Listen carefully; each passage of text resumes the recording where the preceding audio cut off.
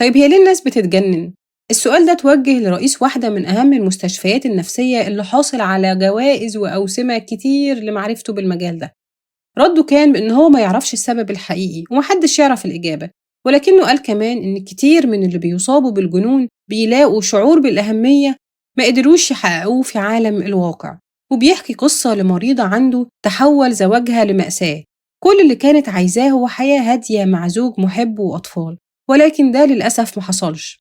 فزوجها كان كاره لوجودها تماما، حتى إن هو كان بيرفض ياكل معاها وكان منعزل عنها، حتى وقت الأكل كان بيجبرها إن هي تجيب له الأكل بتاعه في غرفة منفصلة، وبالتالي لم ترزق منه بأطفال، فحياتها كانت معاكسة تماماً للي تمنته.